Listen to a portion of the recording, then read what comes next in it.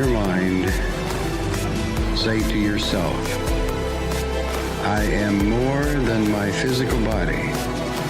Because I am more than physical matter, I can perceive that which is greater than the physical world.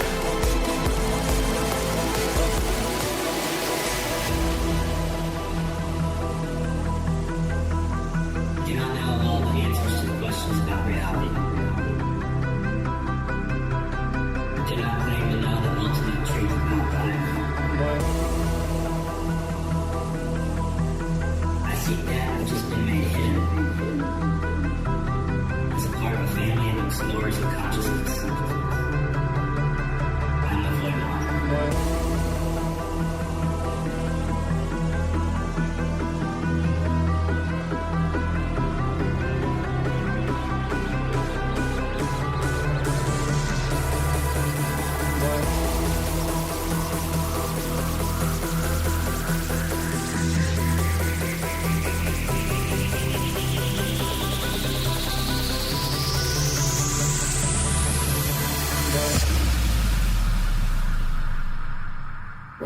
Welcome to Lighting the Void.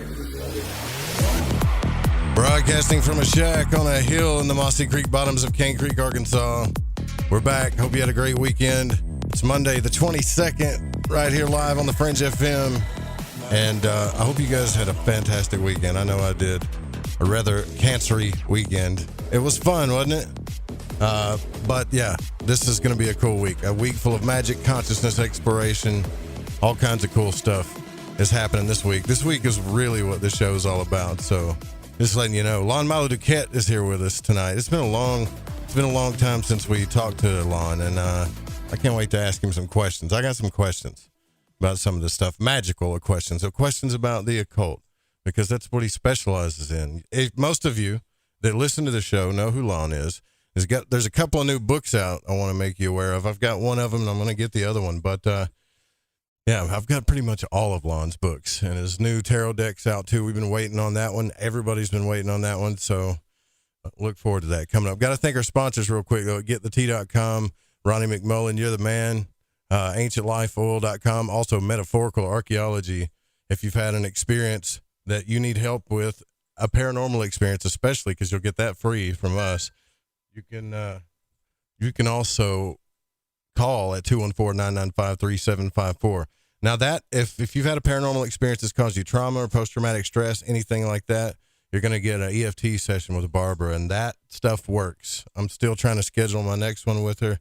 It really does work, and it's got a 70% success rate on vets, and it's Barbara too, so the success rate goes up after that too.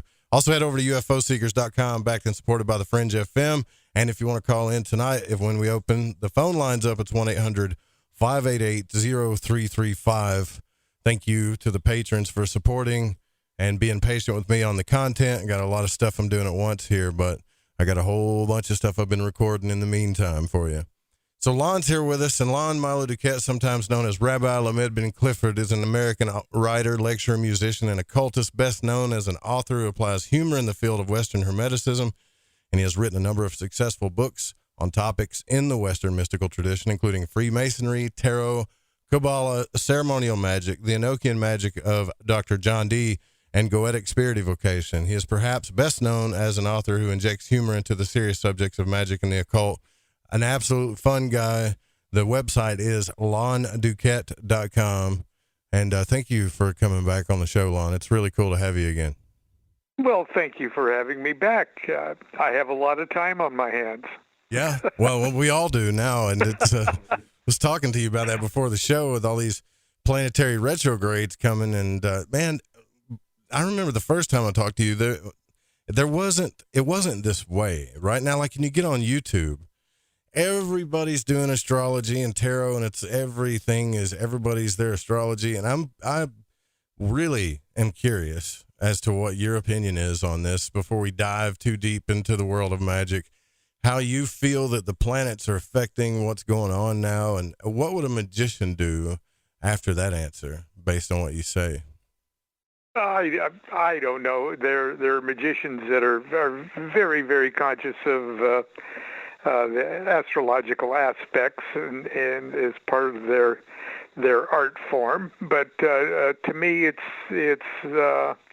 less a matter of causality than it is just taking a snapshot of where things are. In the same way that if you planned a picnic, you wouldn't want to plan a picnic when it was raining, and not because the rain caused you to not have your picnic, but your common sense told you not to have a picnic. So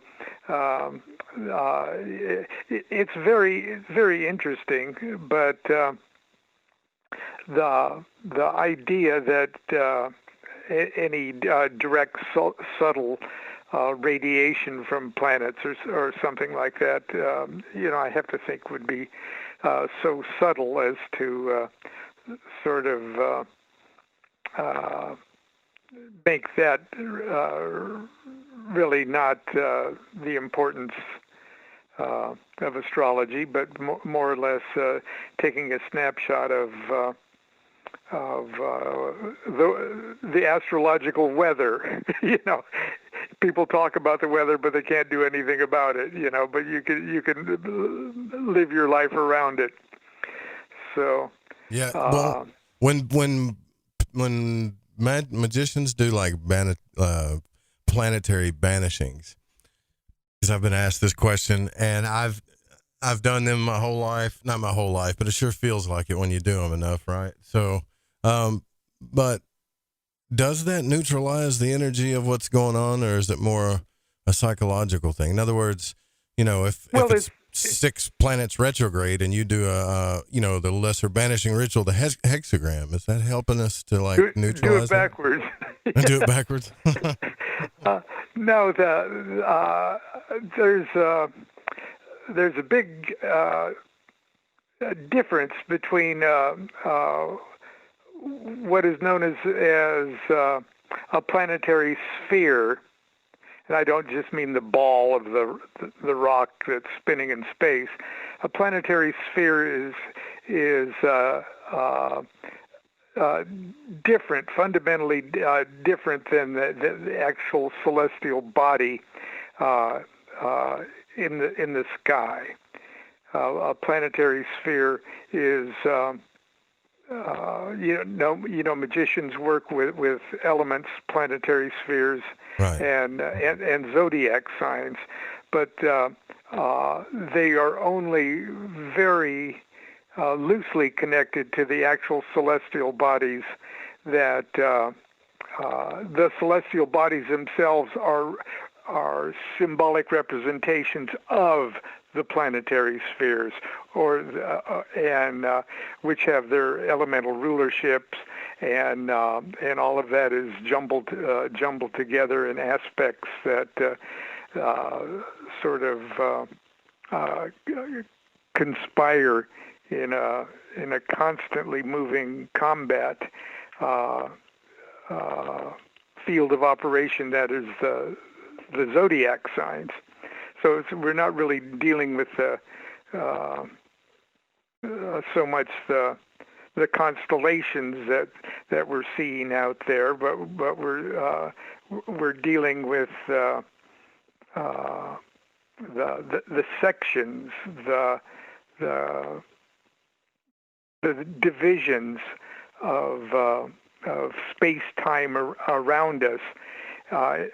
In the same way that in astrology, they use your natal chart, they use your time and location and place of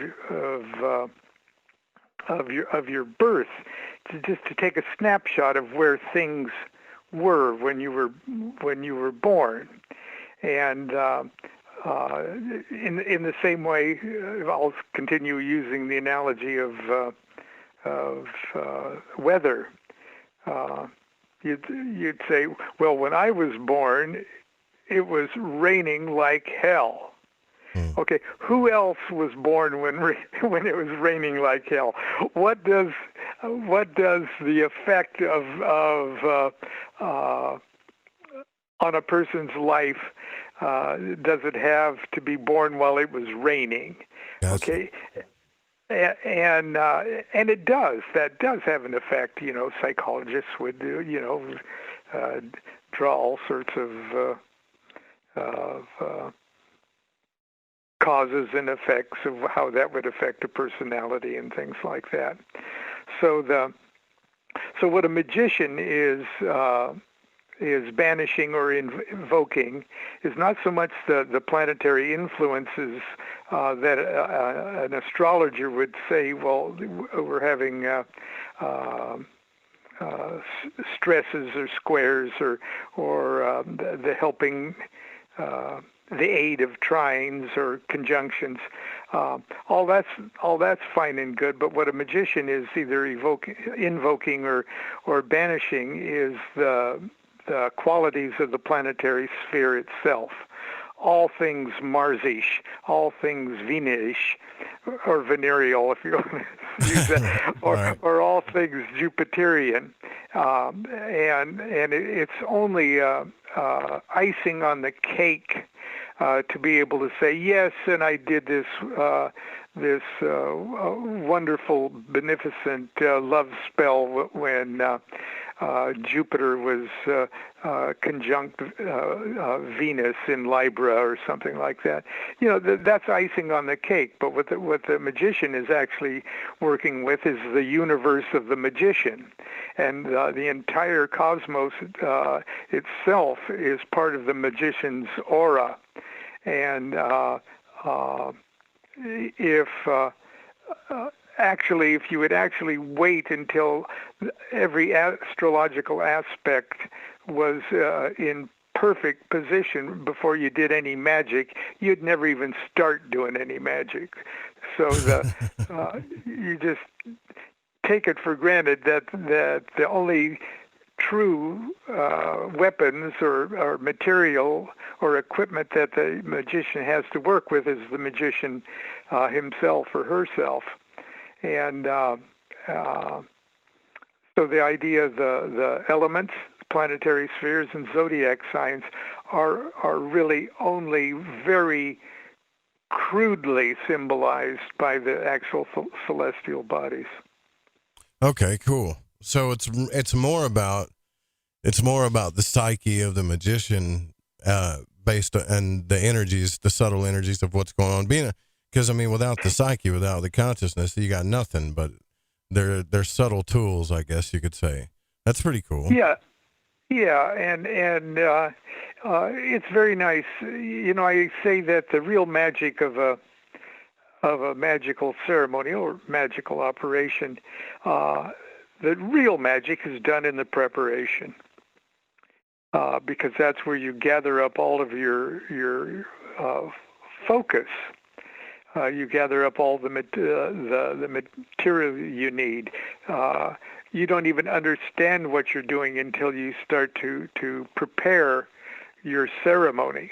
And by the time you've done all of that preparatory work, you've actually done the magic. In magic, time doesn't exist like it does with you and me talking tonight.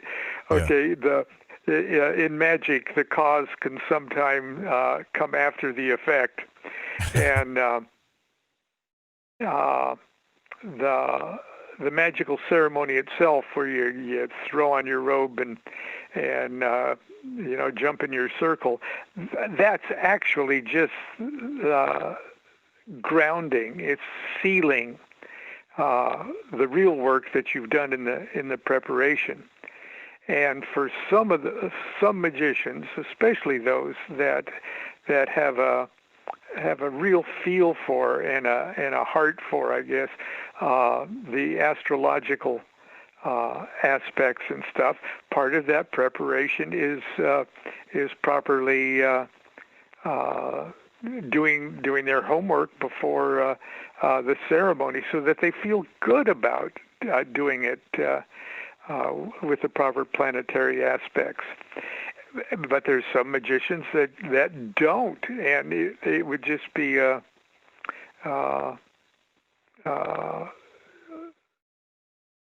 it wouldn't have the same meaning and the same effect for one magician that could care less about the astrological aspects than it does for somebody who does. Does that make sense? Yeah, it does. It does make sense to me. It's a lot of people ask here, what is this for? Where do I begin? And it's funny too, like when you read the books, you wrote a book on, with Shoemaker and a couple other people, Ceremonial Magic with Llewellyn. And it's fantastic. I love it. And you start off right away talking about, if you would have had a book like this, which I recommend if everybody wants a beginning look at it, that's a great book to get. If you had a book like this, it would have made it much easier because there's really no starting place, or there's no like 101 type place to start with. Even if you start doing the basic rituals, the second you do that, you're like, oh, well, what's this neophyte stuff? And then I got to learn Hebrew and astrology and tarot. And, wait, the Qabalah, and the Kabbalah's got 9 million things with it. And it's like, how do I get through this? And it's, it always feels like you're jumping in the middle, because it's like a ring, isn't it? It's like a circle. You are always jumping in, at the middle. There is no Magic 1A, and so you just start and feel overwhelmed for a while. Yeah. Yep, that's it. Do you know when I first realized that I was maybe not so overwhelmed, early on, when I just felt just totally lost. I felt like I needed to read books I haven't read, and done work that I haven't done, new concepts that I didn't know. And for about 2 years of feeling just totally lost, someone asks me, someone that knows even less than me, asked me a question. And I answered the question, and I didn't even know I knew the answer. I needed somebody to ask me the question before I finally figured out the answer myself. And it's the weirdest thing. I didn't start to know anything about magic until I was obliged to teach it. Interesting. And you can accuse me of being the blind leading the blind, but I tell you, it's always a case of the less blind leading leading the blind, and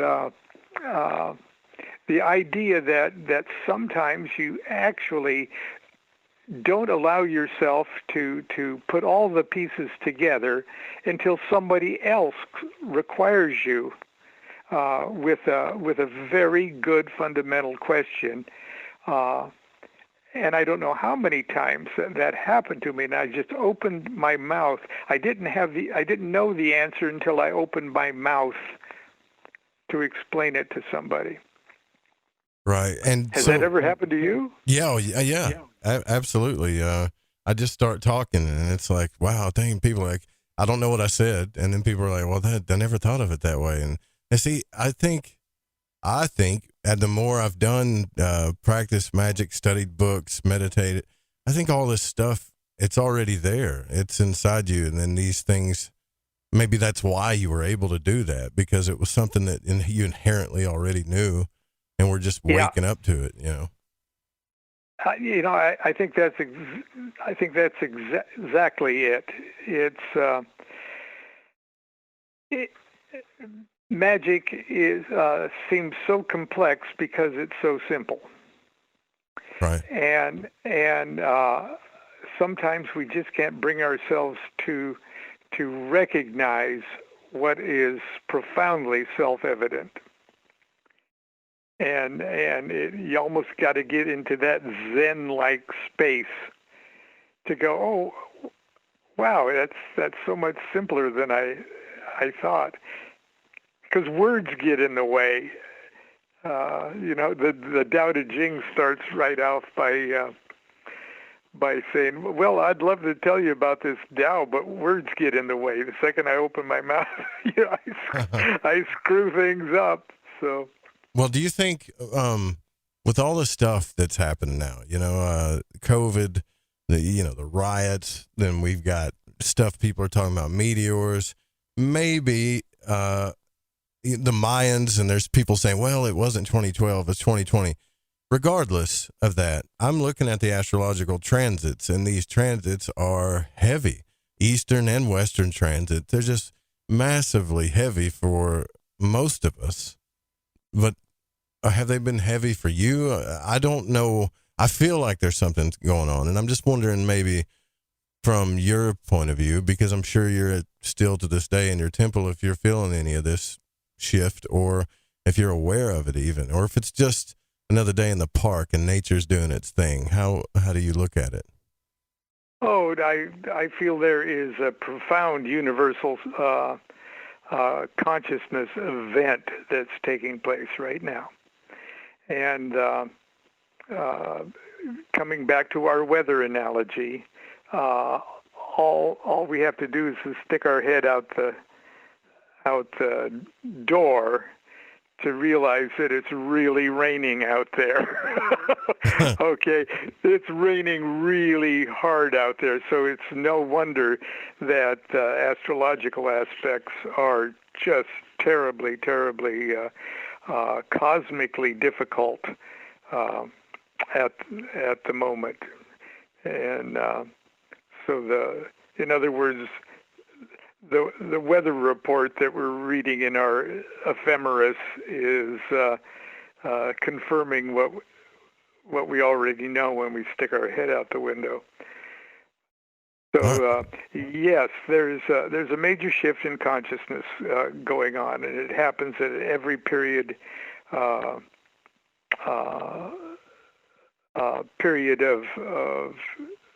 I don't want to say geological history, but in cultural history. There's been these great moments in human consciousness where there's been great quantum leaps in consciousness, but those quantum leaps have been preceded by a very, very difficult, catastrophic period in which the stupid people get extra stupid, and there's more of them than there is the people that are sensitive to the shift that's about ready to take place. So it's very difficult for people of whose I guess psychic or vibratory equipment isn't really capable of fully absorbing and appreciating the consciousness shift that's taking place. And but there are quite a few people whose equipment is all kind of tuned up and ready to accept it.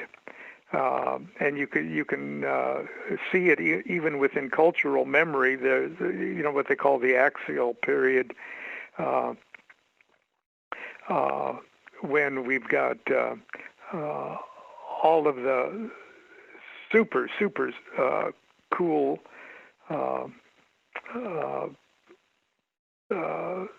saints.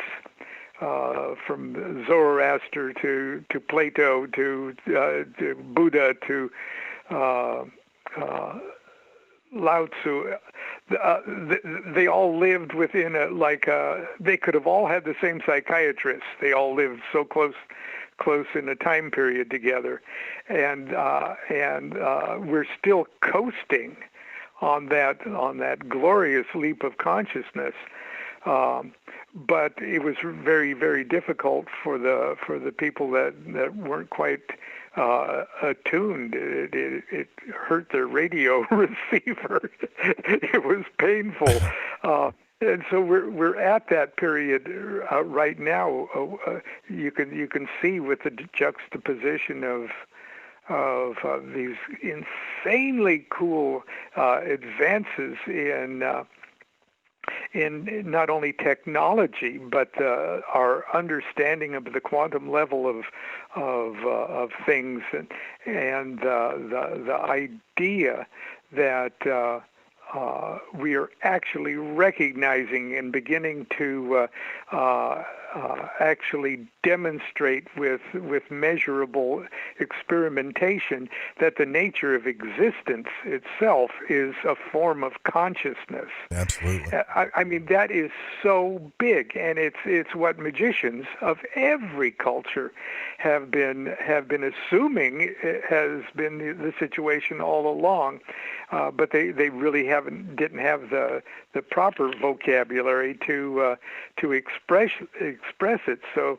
magicians use metaphoric expressions and looked at these different levels of consciousness and frequencies of consciousness and identified them as, angels and archangels and intelligences and powers and principalities and things like that. And they made an art form out of it because they could actually manipulate and practically travel up and down these levels of consciousness with the magical art form of these metaphors. But now scientists are saying, yeah, that's the way it is. Not only that, but time doesn't exist the way we think it does. What do you mean? And our whole idea of matter and energy and time are now melding into, and there are people that are actually being able to say, hey, I almost understand that. I almost understand that, I'm sorry, not 50, but let's say 100 years ago, there's not many people like you and me that could even have this conversation. You're so right, because I remember one of the first interviews I ever did was with you, and it was like, I'd never dreamed that, we talked about it back then, about how quantum physics and stuff was kind of like actually showing what magic has been showing all along, but just touching on it. But now it's so profound that it should be obvious to everybody at this point that you are perpetuating reality, and it's perpetuating your life all at the same time. Like you're both working together. Yeah. And it should be blatantly obvious at this point. And that does make me wonder about all of the things like COVID and the reason why the virus and stuff doesn't even make sense. It doesn't make sense to most of the doctors. They don't know what it is, and the media. And it's like, just as we are discovering that, hey, this is our birthright, and I can pretty much have the life I want within the laws of nature, my circumstances, surroundings, and environment, and understanding a lot of hermetic laws, I can do this. It would be the perfect time if there was some type of force that was trying to hold you back. So it feels like some people are being almost like pulled back to the old earth, kicking and screaming. Some are ready to go, and some are stuck in limbo. Right. And I'm not sure that this phenomena, which, like I say, at least we can speculate that it's happened multiple times within the memory of Homo sapiens. And when you look at the technology of, say, like the Dogons, and it goes back into prehistory that events similar to this. But what we've got is there's nothing particularly new about plagues. Plagues. Right. Okay, plagues are a pretty common thing, and every time a plague comes up, the scientists say we don't know what it is and we don't know how to deal with it, because that's the nature of plagues. We've got a population problem on Earth that we've never had before in previous plagues. We've also got an imbalance of environmental issues that we haven't had this extreme since the ice ages anyway. And the ice ages tend to put things on ice, but the thawing ages seem to release bacterial and viral things that have been frozen for a while. So we've got a lot of complications going on if we want to dissect what's going on. But I see it most obviously, not so much in what we see in great world events, but I see it down at the coffee shop. I see it with my neighbors, and I see it with my fellow citizens here in Costa Mesa. People who are so much like me, but so different in their ability to grasp the obvious and to see sort of the spirit behind things. And it's not that I'm any more educated or smarter than anybody, but there seems to be a polarization, a drawing apart from people who are incredibly willing to be self-blinding. Yeah, right. There seems to be a willful ignorance that has nothing to do with intelligence or believe me, everybody else in the coffee shop makes more money than me. is a bigger success in life than materially than fixing to I say am. you're pretty successful, and there's success comes in all forms, not just money. So. Well, yes, and for that I'm extremely lucky. But the idea that here's people with wonderful college degrees and PhDs and they own stock, right. and I'm driving around in a 1984 Volkswagen, and but anyway, I see them being so willfully ignorant about such important things that it was so self-evident to me in grade school. Well, maybe I went to grade school in the 50s. Maybe the grade schools were better then. But I think it's something else. It's like a drawing apart, a drawing away. It's almost I look into their eyes. And even though they're pleasant to talk to and everything else, it's almost like I'm not. They're not allowing me to see a soul in there, exactly. and I think when they look in the mirror and they look in their own eyes, they're not allowing themselves to see their soul in there either. But and they're feeling it. I guarantee it. They're probably feeling it right now. Yeah. You know it? Yeah. And that is, that's got to be very, very uncomfortable, very painful. It's very, very, very sad.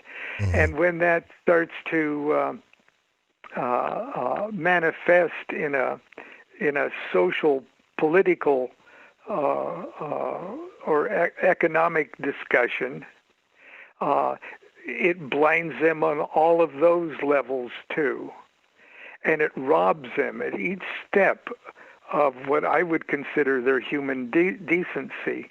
It robs them each step of their humanity, and it's not just their effect on the rest of the community.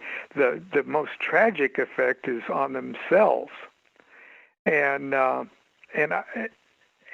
think during these periods, this is a new axial period, I believe.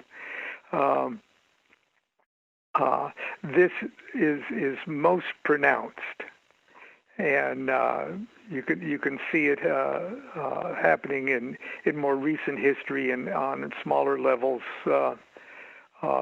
when social groups and countries and nations allow themselves to be proud that they've self-blinded themselves, and so it's a very dangerous and very interesting period to live in, and it seems like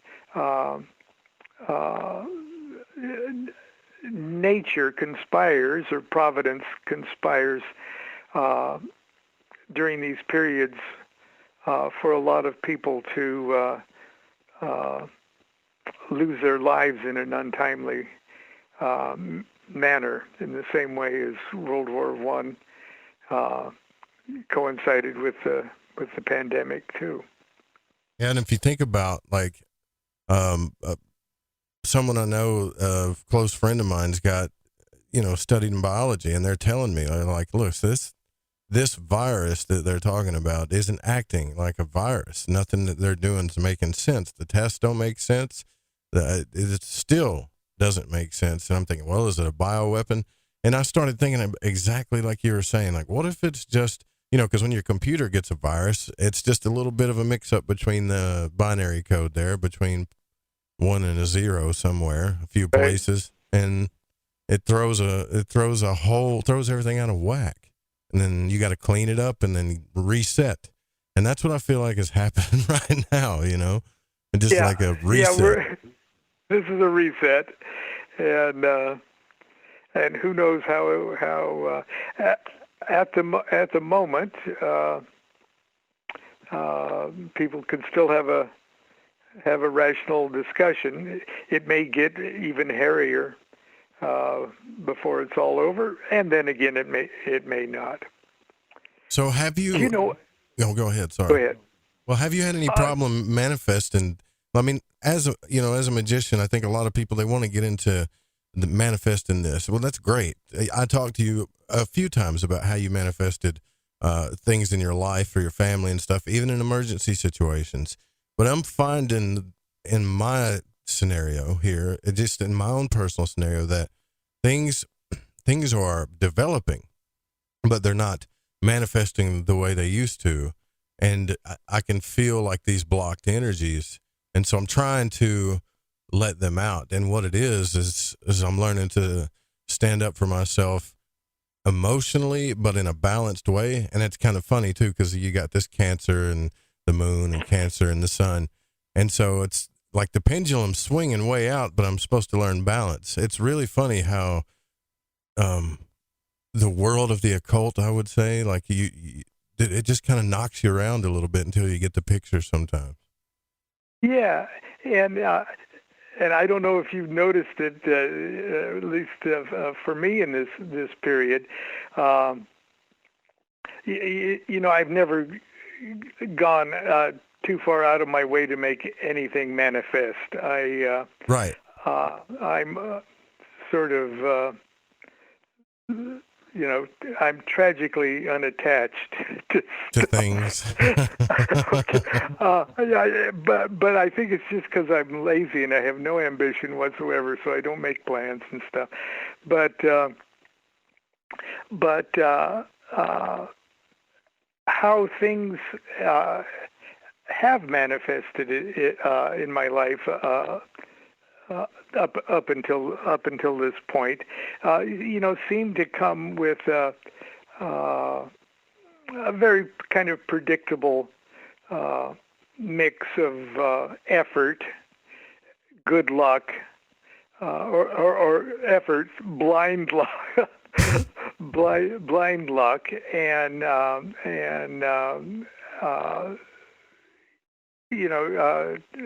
true focus.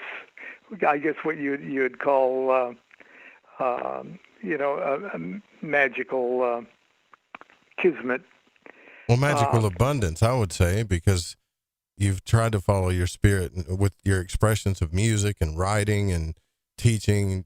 Regardless, it doesn't seem like you're trying to build an empire or anything. You've just followed that and you enjoy it, and you seem to enjoy your life.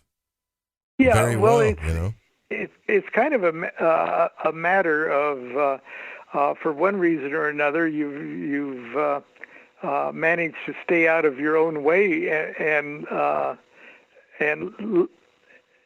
let things happen, and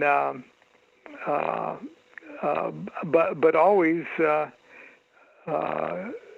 keeping everything rolling by doing what you think is the very next thing that you should be doing with your life, and then get out of your way and let it happen.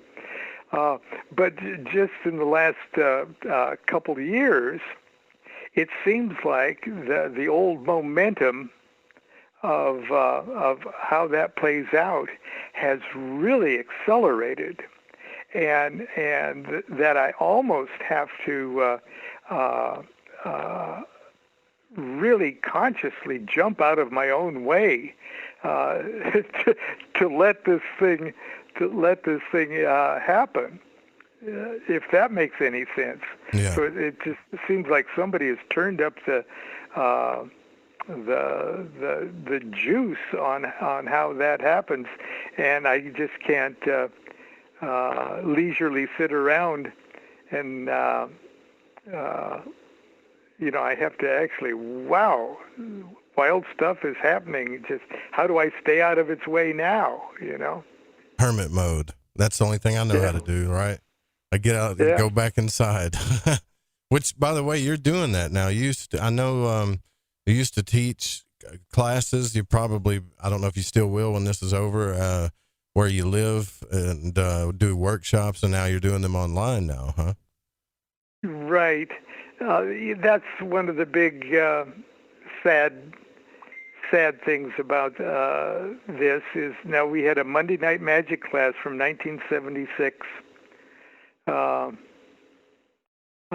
right up until I guess February. So we had a weekly class in our house here, and it was one of the greatest joys and pleasures of our life. Would have anywhere from a dozen to 20 people, and we got a little tiny house, so we don't want to no social distancing happening. So we've had to put that on pause. Who knows how long that'll last? But I've really been very lucky over the years to do some work with the people of that produced the Magical Egypt video series, and they end up on Sci-Fi or whatever the networks are. And I do installments for them, and they've been very helpful over the years. And they're in Australia now. Chance, you talking about Chance? He's a good guy.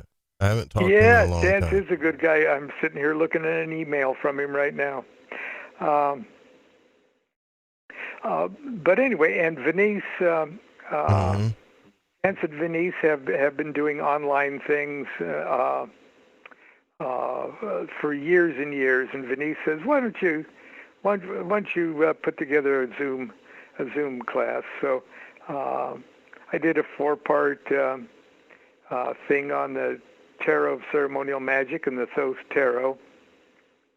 A weekly Zoom thing. Yeah. And so it lasts about 90 minutes, and wow, that went really well, and it was well attended. We had I think about 150 registrants, and so I did one on the Enochian Magick of John D. and one on Goetia, and then I did one on the Knights Templar and the Key of Solomon, which is the one I do very often at Masonic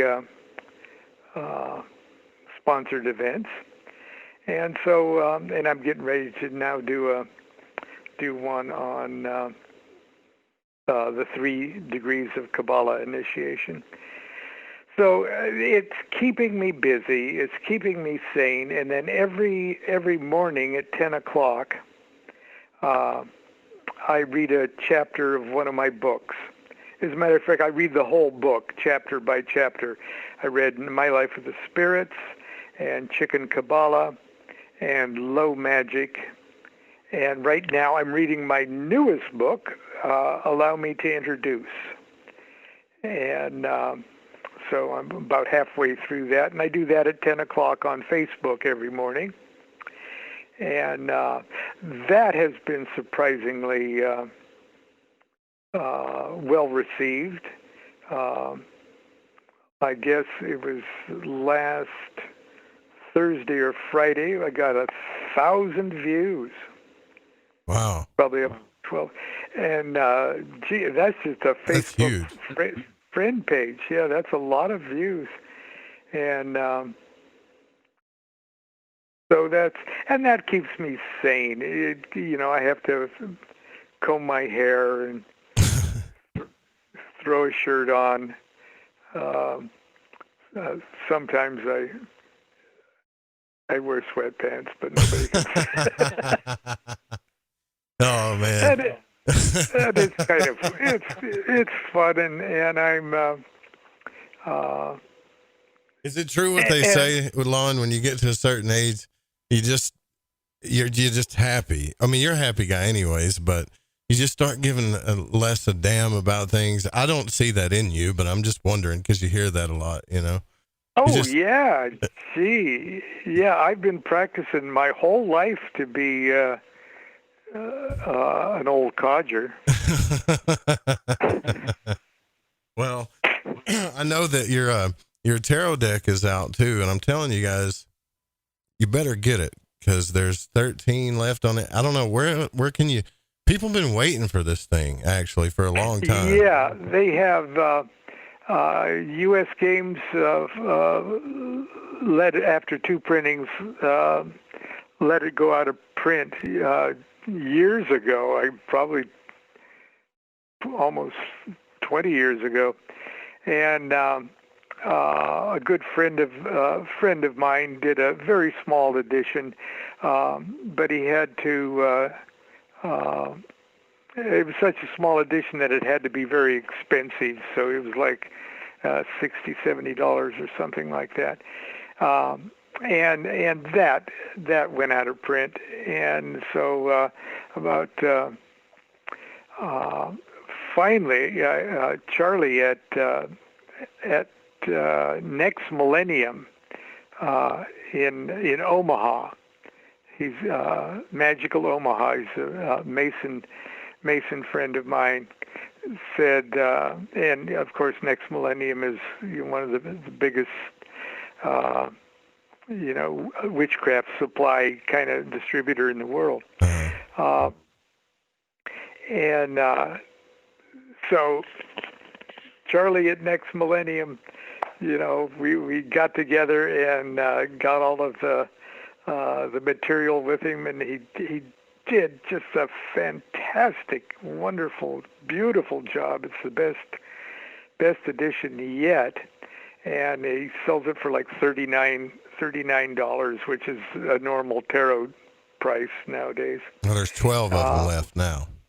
13, 12. They're going down. For long, there won't be any left. You know, it's funny how those tarot decks can do that. They get, I mean, yours is pretty. The symbolism in yours is magnificently Western ceremonial with Qabalah. It's one of a kind. I mean, if you do ceremonial magic, I don't know why anybody wouldn't have it. And I'm not just blowing smoke. I've been waiting on this forever. Oh, well, I agree. But anyway, if anyone's interested, of course it's on Amazon, but you'll probably get it faster directly from, just go to Magical Omaha. That's easy to remember, just Magical Omaha. And they sell it by itself, and they also sell it bundled with my book from Weiser that goes with the deck. So they sell them both ways. But I was really excited about that because, there's not much that it does any good having any regrets. But I was feeling really bad as I kept growing older and older, and the deck wasn't back in print. I said, "Oh no, I can't grow old and die." With the deck not in print. So. Well, you said you used to say it was magic in a box. Some people, they ask me how to do rituals and stuff, but you guys could learn a lot. And if you want to learn Western ceremonial magic, anything about the occult, Lon's stuff is great. And I mean, the tarot is like a box. I mean, it is. It's magic in a box. I don't think people understand the the beauty of the color and symbolism and how you can just use that magically. And that's something I wanted to ask you about too. So this book that you got out, we're up on the break here already, but this book that you got out is kind of fascinating to me because there's been a succession of magical orders and secret societies, methods of magic, especially in the Western sense, from the Renaissance, from Eliphas Levi to Agrippa to, the Golden Dawn, OTO, all the newer Rosicrucian societies. And this book is kind of asking you to, and the one I'm speaking about is the Ceremonial Magic book from Llewellyn. It's kind of asking you to look at all of it, right? And it's almost like it's a challenge to take this into a new age of magic, maybe? Or am I wrong about that? Well, no. I'm a lazy guy.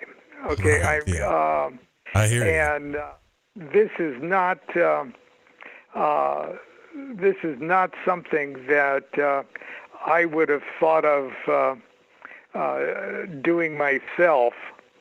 But when Alicia Gallo at Llewellyn approached me about it and said that Llewellyn wanted to do a complete book of ceremonial magic, and that she wanted the greatest living writers on all of the different aspects of modern ceremonial magic to write a small book, and then put all 12 of those books or 11 of those books together into one big book. Because ceremonial magic is not just one subject. It's a body of work. And we were talking a little bit earlier about, there is no beginning. You're always jumping in the middle because you read a little bit about ceremonial magic, and then you discover that you should know something about alchemy. And you read a little bit further on about ceremonial magic, then you know that you got to know a little bit more about planetary magic, and then you can't get too far into it before you realize, I've got to learn something about the Golden Dawn. Mm-hmm. Then you have to learn something about Crowley, and so she said she wanted a book that would be in libraries for the next 300 years. Wow. Well, that one's, I haven't even finished it, and I'm just impressed by it too. I think everybody should get this book. I mean, beginner, it doesn't matter. I really do. Yeah. And I've got a lot of your books, but this one with Shoemaker and a couple other people in there, it just feels like I said, as we go into break, like magic is our birthright, and it takes people of an extreme patience to keep teaching like Lon does, to let people know that, that eventually you have this attitude, man, where you just kind of smile and do your thing, and you know that's going to happen. Like, have you known this day was coming? Because that's what I feel is happening right now, that this is, we were talking about this earlier, that this is a time where people are actually seeing, well, good Lord, look at all of this stuff that I think is affecting me, and this getting rid of this victim mentality and seeing that we are actually perpetuating and creating our reality all the time. I mean, it's just too damn obvious right now. Yeah. So I know we're coming up on a break, but Richard Kaczynski, who wrote the definitive biography of Aleister Crowley, it's called Perdurabo, but he wrote a novel called The Billionth Monkey, and it is so prophetic about what's happening today and about how people's consciousnesses start to create the reality around us. And it's a scream. It's very, very funny, but it's also awesomely scary, because what's happening right now is happening. It seems to be happening right now.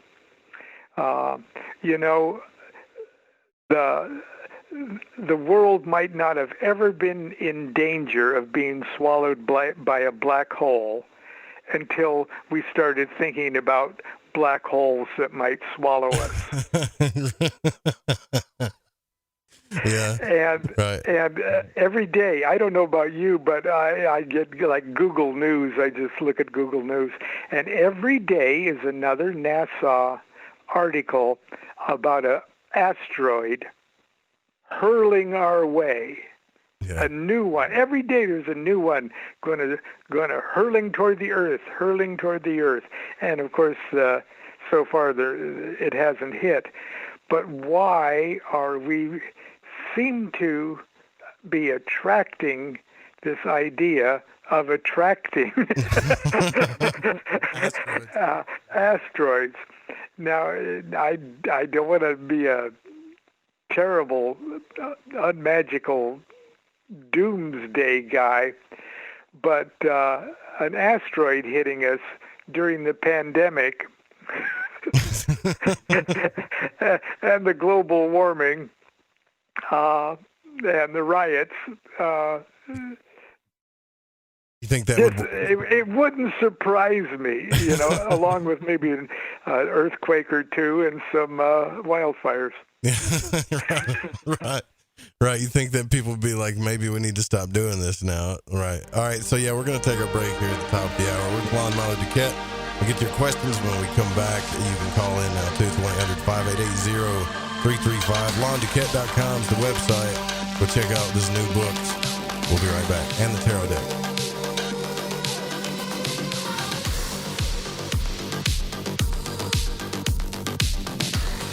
All right.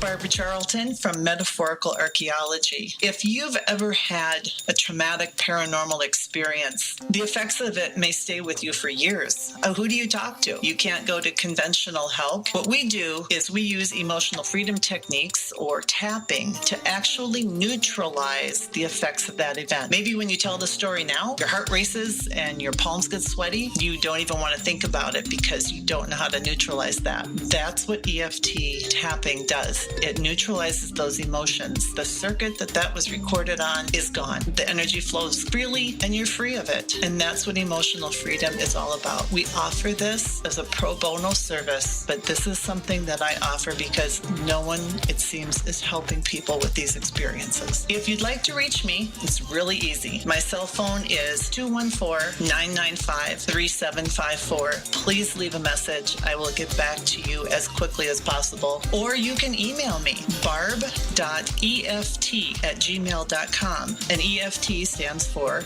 Emotional Freedom Techniques. Reach out to me. It's confidential. This works. You won't believe the results. All right, man. This is Crow 777, and you are listening to The Fringe FM. Hey, this is country music singer and void walker Jason Benoit, and when I need my fix on the world of magic and the capabilities of the human consciousness, I listen to Joe Roop right here on Lighting the Void Radio. Right, me old Chiners. I know it's an ad break, but before you lot shoot off and make yourself a cup of Rosie Lee or whatever else it is you're going to... From a cave in the depths of your mind, it's Lighting the Void with Joe Roop. The Fringe FM isn't just a radio station. We also provide services for all your audio production needs. If you are interested in live radio or pre-recorded podcasts, we're here to help. We even do audio enhancements and voiceovers if needed. If you want to do a podcast or live radio show and even want the option to syndicate on terrestrial radio, from simple audio file enhancement to live production and call screening, we have you covered.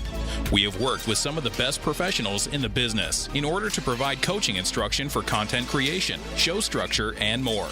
Contact The Fringe Digital Media for more at info@thefringe.fm. That's info@thefringe.fm. Or call 501-777-5631 for a consultation. Abnormal News, I'm Brad Bernards. The first NASA astronauts to launch from the U.S. since the end of the Space Shuttle program have named their commercial spacecraft after one of the retired winged orbiters, reports SpaceCollect.com. Doug Hurley and Bob Behnken revealed the name of their SpaceX Crew Dragon capsule during a live broadcast from Earth orbit about 3 hours after they lifted off from NASA's Kennedy Space Center in Florida last Saturday. Here's Doug Hurley. I know most of you at SpaceX especially know it as Capsule 206, but I think all of us thought that we could maybe do a little bit better than that. So without further ado, we would like to welcome you aboard Capsule Endeavour. Hurley said there were a couple of reasons why he and Behnken chose the name. One, because of this incredible endeavor that NASA, SpaceX, and the United States has been on since the end of the Space Shuttle program back in 2011, he said. The other reason we named it Endeavour, we both had our first flights on Shuttle Endeavour. Mysterious Universe reports a possible UFO at the launch. A bright light can be seen zooming diagonally from the bottom left corner to top right. Mysterious Universe's Paul Seaburn says it's likely the growing population of space debris. Ignition. Liftoff.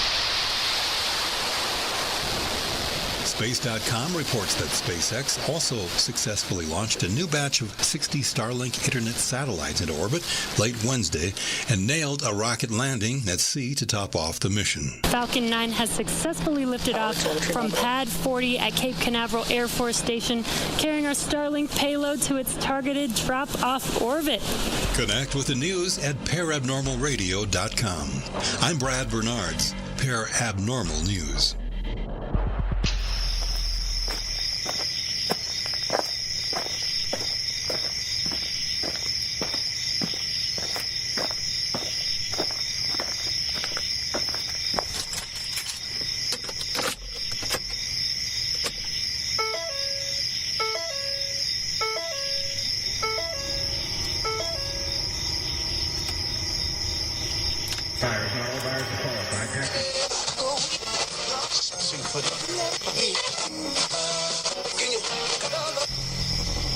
Message is being broadcast by the Department of Defense of the Republic.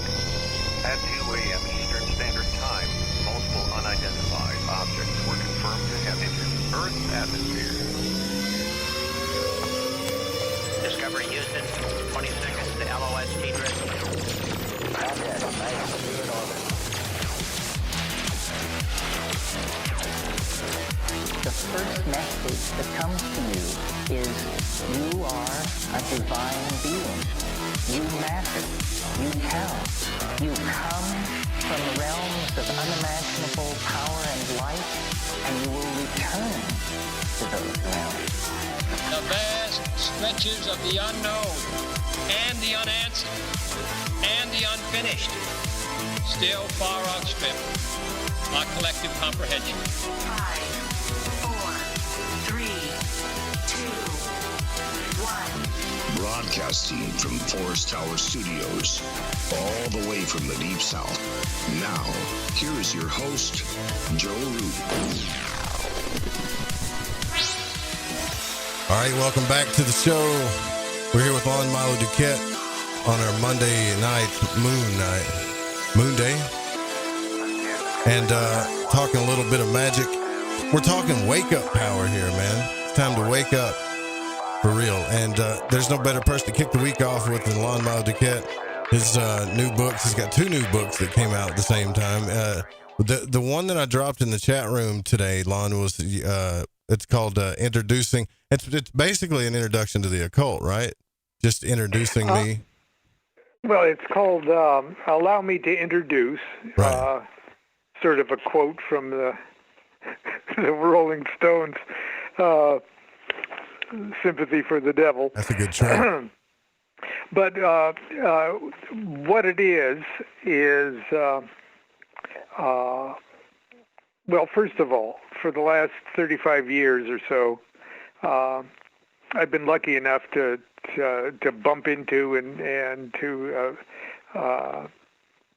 know and be friends with some of the real luminaries of the occult community. And they've been kind enough over the years that when they publish a new edition of one of their works or a new one of their works, they ask me to write an introduction or a preface or a foreword to their books. And I've also got a couple of very friendly publishers that when they publish classic works from the past, like John Dee and Crowley and Israel Regardie and things like that, and they are publishing a new edition of it, they also ask me if I would pen the foreword or the introductions. So now that might not seem very exciting, but I take that as quite a privilege because many of these works were the very works that influenced me when I was starting out in my career as a devotee, as a magician. And so it's quite an honor for me to be able to actually, thank them by writing the introduction to their works. And so they're not very long, but an introduction is something that is often really overlooked when somebody buys a book. I mean, when somebody buys a book by Aleister Crowley, I can really see them just skipping over my introduction to get right at the work. But that's really a shame because I really bust my hump writing, distilling the very essence of what their work means to me as a magician, and to put it in context. And so I end up writing some of the best material, in my opinion, best material that I write, and I put them in books where they'll never be read. And I see. So that's what this is about then, right? So you can get that. Yes. I see. Okay. That makes so sense. This is so in doing so, I was going through all these introductions, and in doing so, I offer in sweet little bonbons of material the essence of all of these works, and they are in and of themselves put in as a collection, as an anthology of them, quite a satisfactory introduction to the occult, and so I ran it past my friends at Wiser Books, and surprisingly enough, they said, "Yeah, let's do it." And fantastic. So that's what it's about. And there's my introductions to everything from Israel Regardie and Aleister Crowley and John Dee and Frater Akkad. And there's introductions to Qabalah books and Thelemic books and technical Enochian books and Masonic books. I've even got an introduction to my speech that I gave at the Dorothy Chandler Pavilion at the Los Angeles Music Center when on opening night of Mozart's Magic Flute. Placido Domingo was the head of the LA Opera at the time, and it was opening night of Mozart's Magic Flute, and they wanted a lecture, a pre-performance lecture on the Magic Flute and the Masonic meanings behind the Magic Flute, and so I've got my Music Center lecture on Mozart, Magic, and Masonry, and that's cool. So it's a very cool little book. Well, I enjoy hearing you read, that's for sure. And like I said, when I read your books, it sounds like your voice is in my head. One of the first books I was telling you that I read was about the astral light because I got into astral travel, and that's what got me into everything. And right now, I got to tell you, man, there are a lot of people saying, especially on the Gnostic side of things, that right now is the time to be astral traveling. You may be experiencing weird dreams, or you're going to feel like you're in between worlds. And that's totally been true to me, because I literally woke up. I mean, I want to say today, and it's like, man, I just feel like something's coming, something's changing different. And I think a lot of people are feeling that, but I have a few bigger questions that I wanted to ask you, if you don't mind. And it's kind of a left turn, but I feel like now's the time to ask you, if that's okay with you. This idea of this energy that we call love that merges, both opposites here. I think it still to this day is one of the biggest things that we need to realize, and has caused most of our suffering pretty much. If you look at cause and effect, the ripple of cause and effect, not caused our suffering because we're bad people or we're ignorant, but because we just haven't, this stuff's been hidden from us. You see what I mean? And I don't know. I wonder what your thoughts are on that. Well, it's love is an energy. It's a force. Mm-hmm. It's a force as real as electromagnetism or radiation, or the strong force or the weak force, or gravity. It's as real as all of those. As a matter of fact, electromagnetism and gravity and everything else are aspects of love. Okay. That's how big the love field is. And in a sense, we're at a disadvantage using the words, because when you say love, people get all, they're talking about love, and it's all sticky, and it's fuzzy bunny love, and No, it's awesome. Love is awesome. It's dangerous. It's deadly. It's awesome. Okay. So it's but it's a force. Okay. It's a force that if we could properly stick our finger into the love light socket. And be able to actually take that charge and be able to give that charge, because it's like an alternating current. Yeah.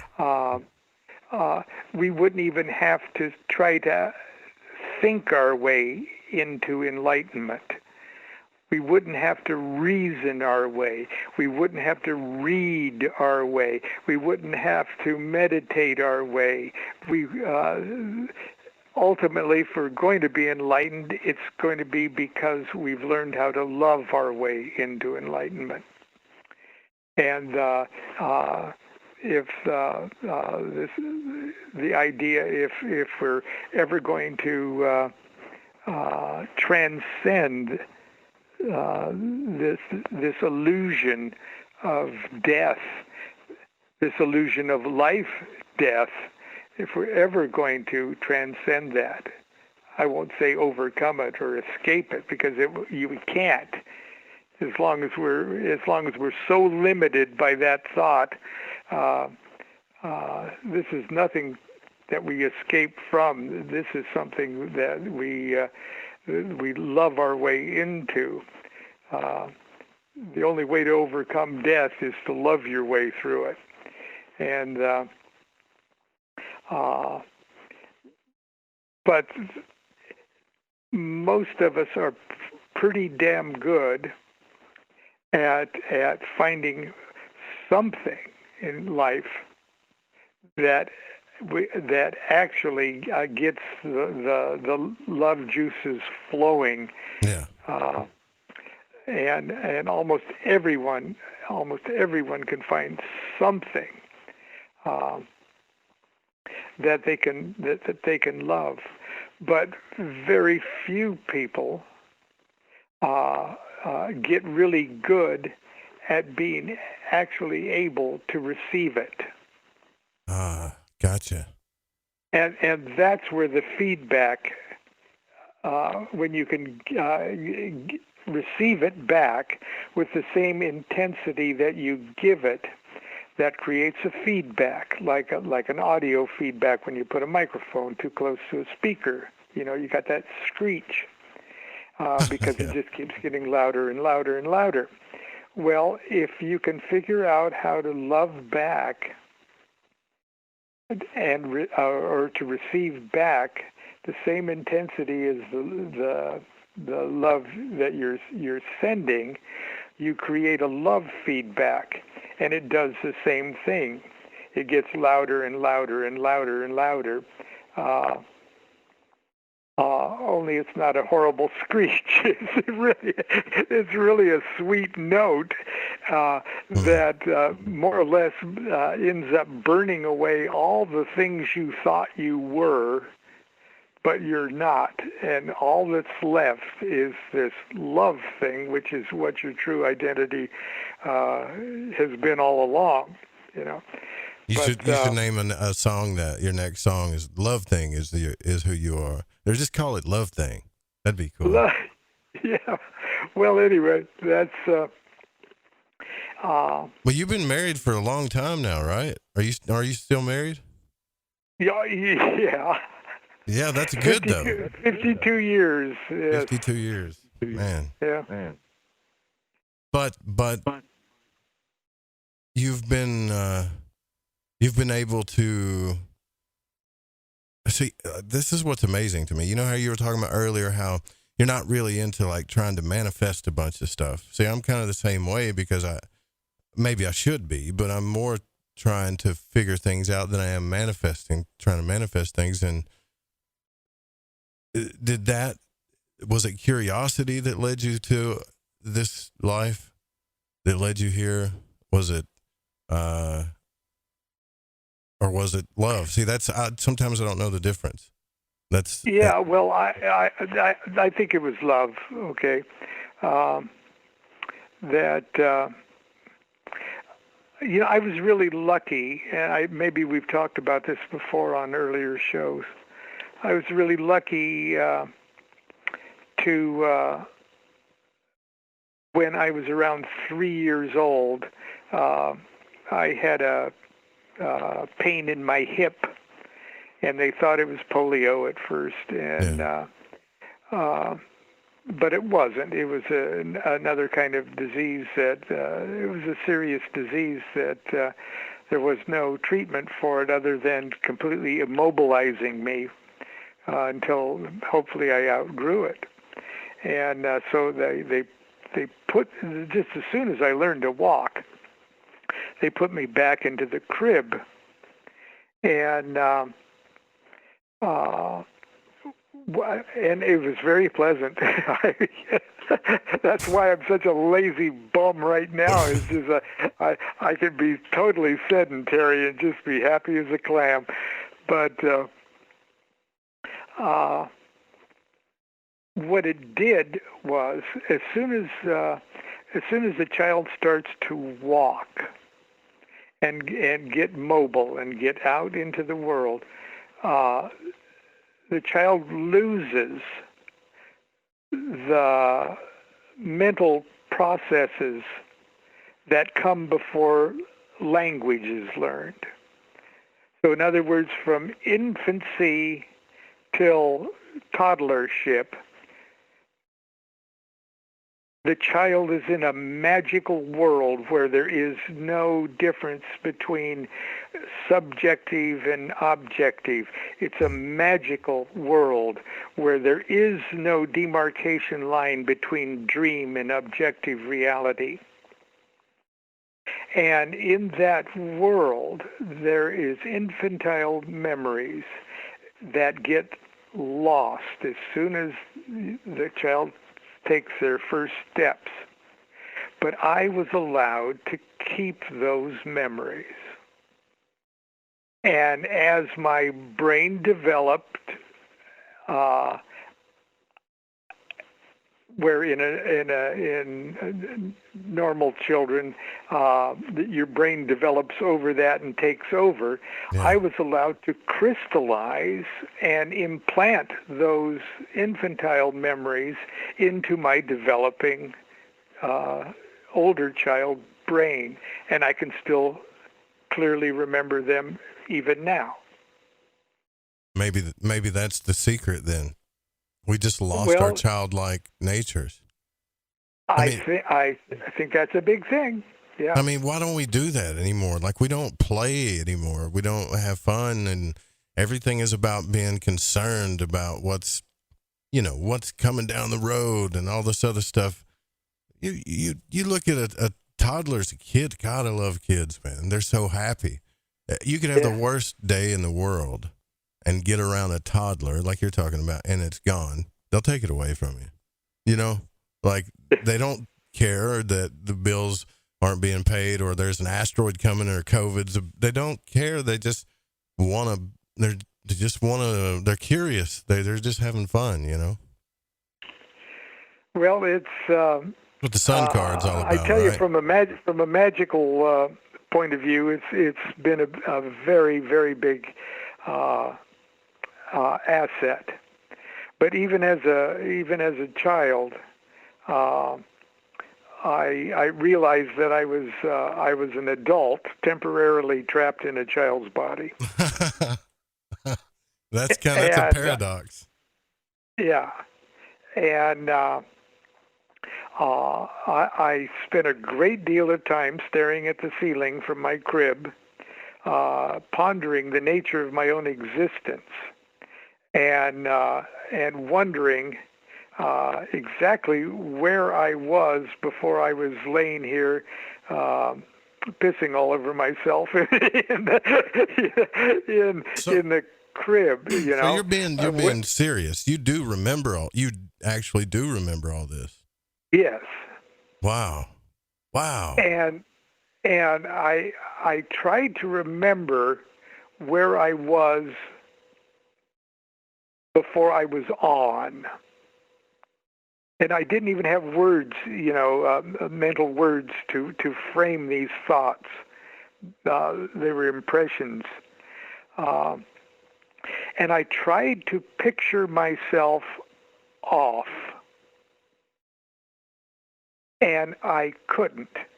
I would, for an instant, I could picture myself being off, but then my consciousness went on again somewhere else. Wow. In some other consciousness center.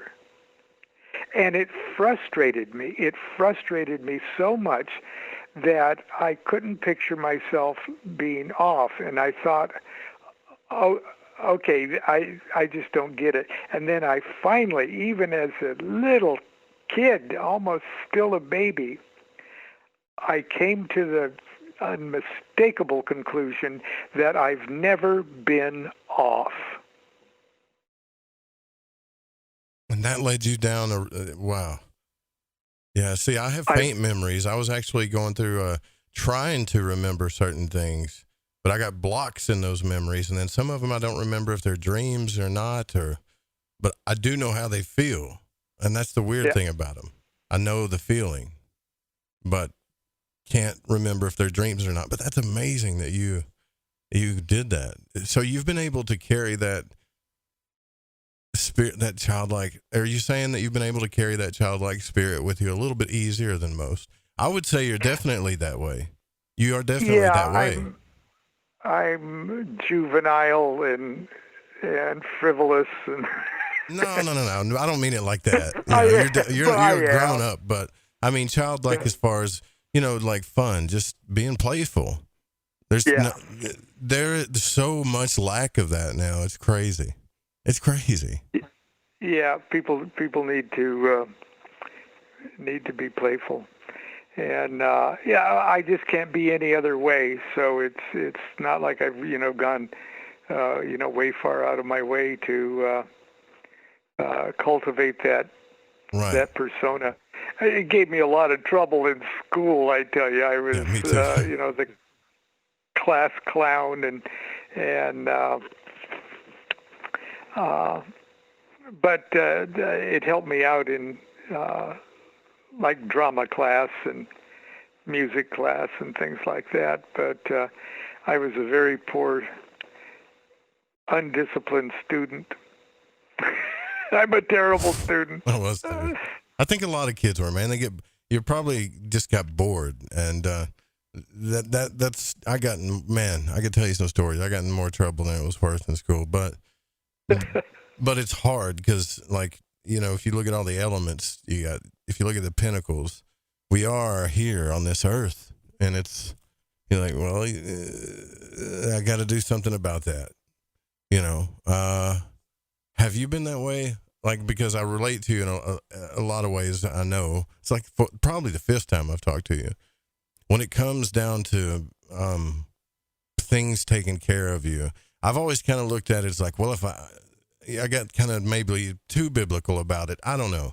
But I always thought, well, if I just follow my spirit and follow my intuition, then something will, I've always been okay. But now I'm in this place where it's like, can't, I don't know. I've got to get that pinnacle done, if you know what I mean. Right. I was always, I was terribly traumatized in Bible school. Not so much Sunday school, but the summertime Bible school. I tell you, that was pure hell. But one thing that I did take away from it that I really recognized as a cosmic truth was the parable of the sparrow. And I wish I could quote it. No, I don't wish I could quote it. I'm not going to quote Bible stuff all day. But it's about, look at the birds, Yeah. They don't work. You know, they don't worry about where they're going to sleep. They don't worry about what they're going to eat. The Father gives them enough to eat. The Father gives them a place to sleep. They don't worry. They don't worry, and still they get along. They get along okay, and are happy in their life. Well, as much as I've really never had two nickels to rub together. I've never had a new car. I've never owned a house. I'm a bum. Never had a credit card, and I'm those always are probably good things, actually. The credit cards. Well, and I'm always worried about. I don't even lease a house. I just rent from month to month, and I always have, and so I have anxiety every month. How am I going to keep a roof over my head and stuff? But I don't worry about it too much. And to tell you the truth, I've never missed a meal in my life. I don't know where it comes from, but I always manage to have a roof over my head and a comfortable place to sleep, and food in my tummy. Well, it's not like you haven't got to experience things too. You're a musician. You've traveled. You've got to experience a lot of stuff too. So that's cool. But yes, and I guess I always, even as a kid, it was just a foregone conclusion that I would travel the world. I just, I just can't waste my time here in this life. I got to go. I got to get going. I've got things to see. I got, and it's not that I had a super ambition to do so. There was just never a doubt in my mind that I was going to see the world. There wasn't a doubt in my mind I was going to be a performer. Not a doubt in my mind. I always was. It was so odd in the sixth grade or in the fifth grade. The district music director of all the schools came to our fifth grade class and said, "Who can do an imitation of Ed Sullivan?" And I had never even thought about it, okay? And I wasn't going to raise my hand because I was a class clown. I didn't volunteer for anything. But the rest of the school kids, the rest of my classmates, turned around and pointed at me. And when they did that, I said, "Sure, I can do an Ed Sullivan." Why not? Let's try it. Right? Yeah. And so I got up and I made my neck disappear, and I cracked my knuckles and said, we're going to have a really big shoe. And that was it. So they put me in, there was going to be a big joint sixth grade musical of all like 30 sixth grades in town. And I was going to be the MC of the show. My point is, I didn't have any desire to do that until it was obvious that I was the only one that was going to be able to do that, and I was just the guy that could do that kind of thing. And that's what I really enjoyed doing. And it wasn't my classwork, it wasn't my studies or anything else. I just knew that the only thing I could be in life was myself. Yeah, word, right on, man. Yeah, that's just, and you don't even, and that's the whole thing. I think everybody's like, I heard Teal Swan say this once too. She's like, everybody's looking for enlightenment, but what we really need to be looking for is authenticity. And we don't know who we are, but we're being as authentic as we can until we figure out the next authentic thing.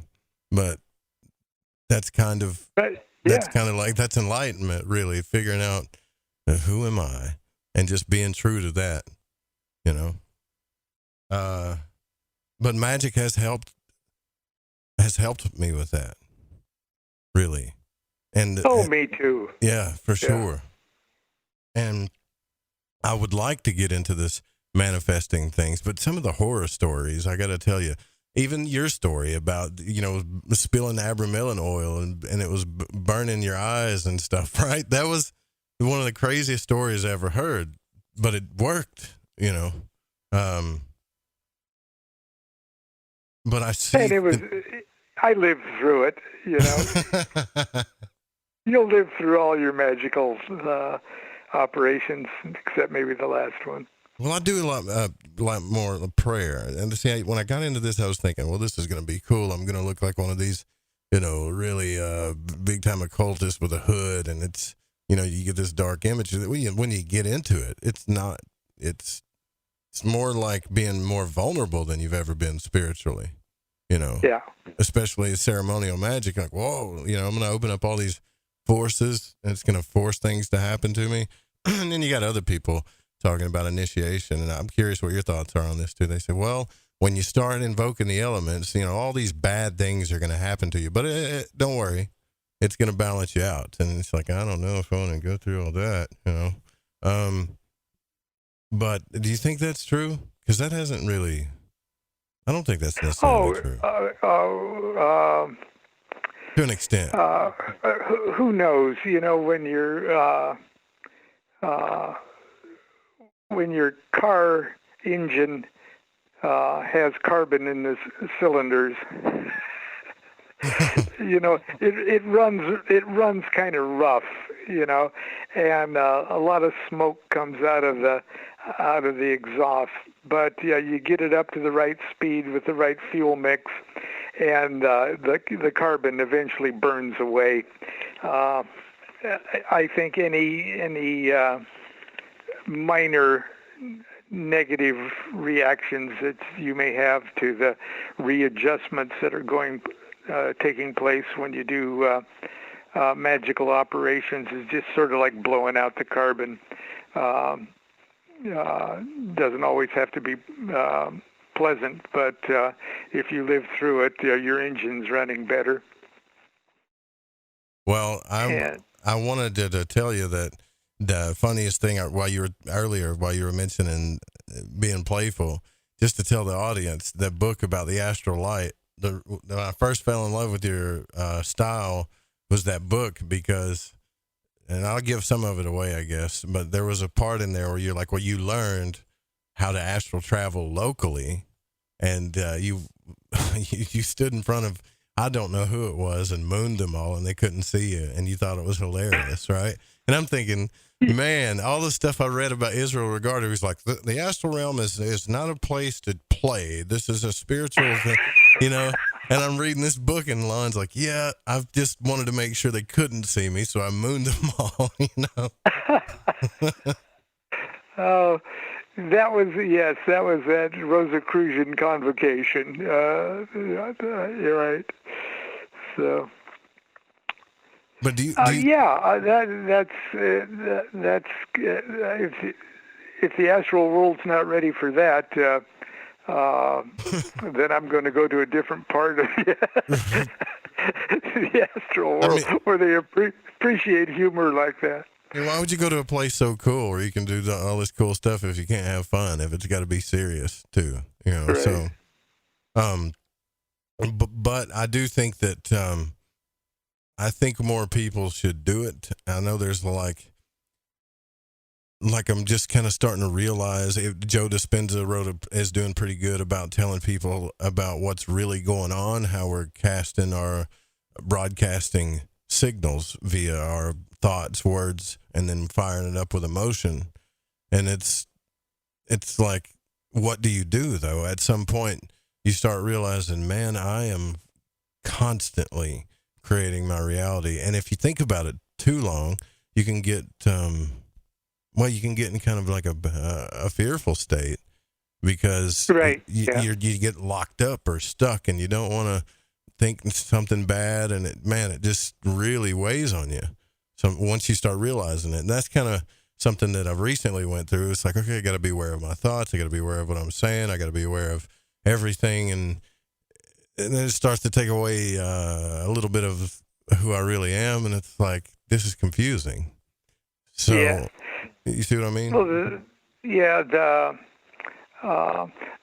that's where the little roadmap of the different parts of your soul that the Qabalah lays out for us gives us an opportunity to at least talk about while that happens. You hit the nail on the head when you said, and I mean that Kabbalistically, nail is Vav, and Vav is the Ruach, and the Ruach is the intellect. You hit the nail on the head when you said you start to think about it too much. Okay, thinking about it's just fine up to a point, but the Ruach, the intellect part of your the four parts of your soul, the intellect. It's right above the animal soul part. It's fine and good, but you can't think your way into enlightenment. Right. You can't think your way in and reason your way. And when you start to overthink things, it's not that you should ignore all the wisdom that you get out of about thinking about stuff, but it is incapable of directing you. It's incapable of telling you where you're going to go with that information, and the direction comes from the next higher level of the soul, the neshama, and the neshama, or the soul intuition part. That's the hay of Yod Hey Vav Hey, and so that's where you get your more archangelic direction for things, and you're not stuck down there in the madness of getting stuck in intellectual or reasoning loops, mental loops. You can only go so high, and you hit a peak of if you stay there and try to think your way into enlightenment, you're just going to think your way into madness. You're going to have to be guided by that next higher level, and so that's yourself telling yourself where you are on your own personal level of initiation, and you're telling yourself, okay, my next step in my magical career is to start identifying with my neshama rather than my ruach. Gotcha. And so then your magical ceremonies that you lay out, or your magical program that you lay out for yourself, will be the type of activities that help open you up to your neshama. Okay. Yeah, because I get in my mind about stuff too much, and that's very helpful. And you know what's funny is like we dropped for pretty much that lesson for 60 seconds. Don't worry, it'll be on the archive, but at this moment, I was only meant to hear it. I'm so sorry, y'all. But it will be on the archive. That's okay. I'm sure it was just too heavy for everyone too heavy. else. Yeah. But no, that makes sense, because you're gonna wrap yourself around the chain thinking about stuff too much, and I do that. I stay up at night, look at the stars, and start thinking about all kinds of stuff, and then it's like, well, where does this go? What is this doing? It's not doing nothing. It's not fun. You start trapping yourself in your own mind, and where things have excelled for me in life is when I just followed what I was passionate about. But I can kind of see that. I can kind of see how what you're saying, how that works. You have to transmute it to something else. go a little right. higher. Well, you have to. It's truly a simple matter of moving your conscious self-identity from the mind to the, I guess you'd say, the heart. Well, that's pretty easy for me. Some folks say that I wear my heart on my sleeve, and that's dangerous. But I don't know. It seems to work out for you pretty well. What's it gonna hurt? so it's dangerous. So what, right? Yeah. So what? Yeah. All right. Well, that makes sense then. So now, with all these books under your belt, I mean, do you got anything else you're working on, or are you going to take a break? You should take a break, I think. Maybe a vacation, huh? Are you working on something else? I've been on vacation. I'm waiting to see when I have to start to work. No, I've been retired since I was 19. Yeah, right. I hear you. For somebody that says you're lazy as you are, just like Shoemaker said, that you in the book, because he wrote about you when he was doing his introduction, he says that Lon's not as lazy as he thinks he is because he's put out all kinds of work, tons of work, Yeah. Well, if I thought it was work, then I would say I'm not lazy, but it's not. It doesn't seem like work. Right. When it's something that just sort of joyously consumes you, and so I do a lot of that. Yes, I'm working right now. I'm continuing to work on this movie project. Years and years and years ago, an acquaintance who worked with Sony Films, I think at the time, hired me to write a screenplay about sort of an Aleister Crowley fantasy. And so I chose to write a screenplay about the breakup of the Golden Dawn and Crowley's involvement with the breakup of the Golden Dawn, which I thought would be a really funny time period to discuss, because he did all sorts of outrageous things. And it went pretty good, and it got optioned by Dominion Films, and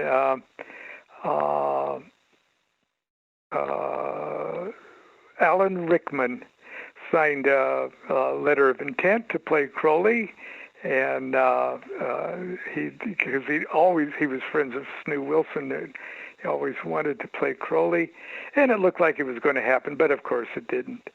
And so about 10 years later, the project resurfaced again, this time with the British Film Council in its last years, and but the problem was that the screenwriter couldn't be an American. The screenwriter had to be British, or they wouldn't get funding from the British Film Council. But they could adapt it from a novel, and the novel could be by anybody. So I turned the screenplay into a novel. Okay, that's cool. So it could be turned into a screenplay. Having a Brit write the screenplay based on my book, and this was with my good friend Jim Bukowski, who's in the industry, and but anyway, nothing came of that either. So I had a screenplay and a novel, and I had to publish the novel, of course, or otherwise it wouldn't be a legitimate novel. So it's been for sale for years on Amazon. But anyway, it's now back in development, and they even sent me the poster for the whatever it is they register the now in development thing in, and so it looks like once again it's threatening to turn into a project, and if it does so, then that'll consume my attention for a while. But I am not holding my breath. Sounds like a lot of work, but no, I'm just playing. So I hope that gets done though. That'd be cool. Well, everybody wonders about that story. That's one of the biggest stories when it comes to Western ceremonial magic is the Golden Dawn, and how it broke apart and what Crowley's role in that was, and everybody to get even a close to an inside look at that would be cool. It's cool. Yeah. Well, the book's a fantasy, but it's based on the real events. So it's called Aleister Crowley, Revolt of the Magicians, and it's on nice. Amazon. You can get a paperback or Kindle. Aleister Crowley, Revolt of the Magicians. So I guess I might have time for one last question here. Somebody that's been practicing magic as long as you have and has been a Thelemite and everything for, years and years of practicing magic.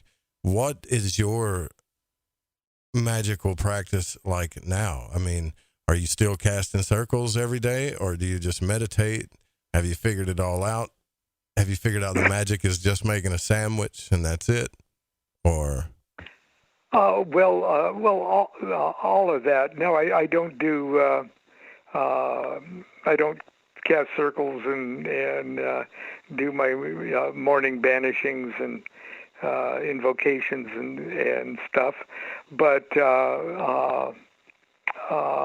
I do when there's a need to, when I feel a need to do it for one reason or another. Mostly when I travel so much and stayed in hotel rooms by myself for so much that I had a chance to use that opportunity almost in a monastic, turn my hotel room into a monastic cell. Yeah. And I use, of course, my tarot cards to create the magic circles and things, and the tarot cards have all the spirits and the Enochian equipment and everything else all on the cards themselves. So that's my pocket temple, and but I will do invocations, and I do my a daily invocation of general invocation of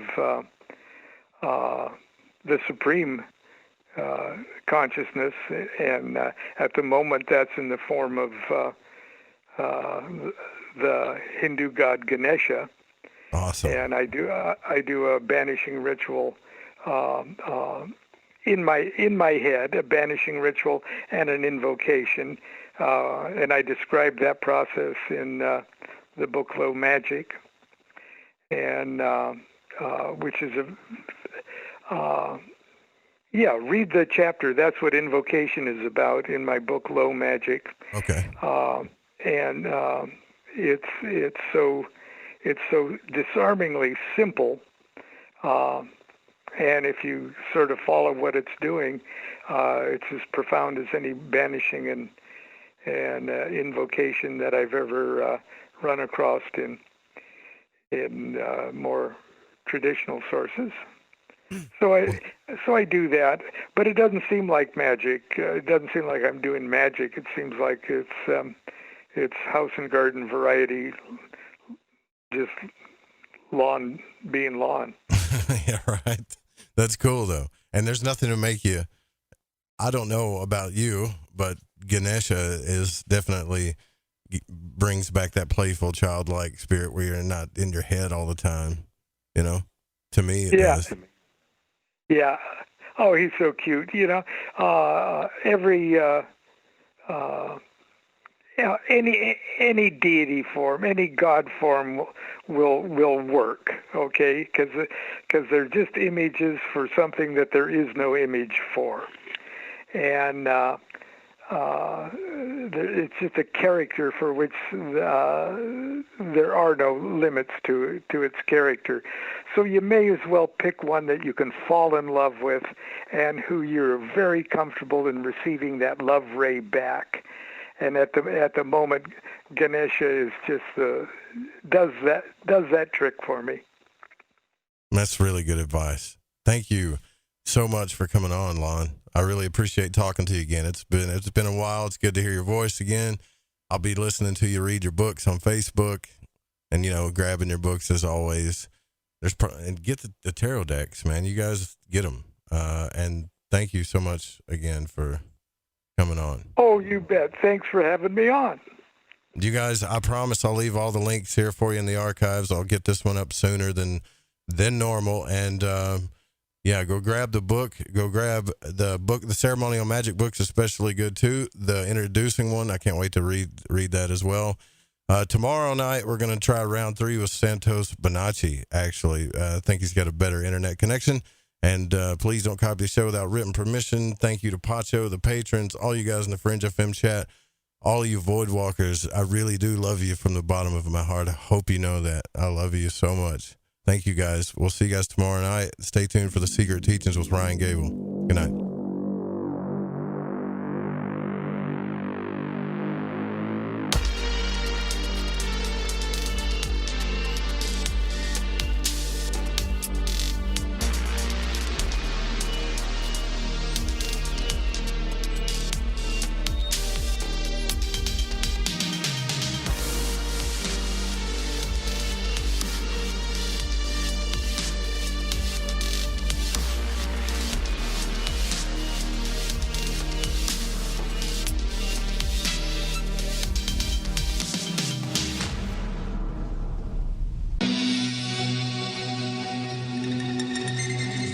And opinions expressed on this program do not necessarily reflect those of the Fringe FM, KTLK Digital Broadcasting, its sponsors, affiliates, or staff. Listener discretion is advised.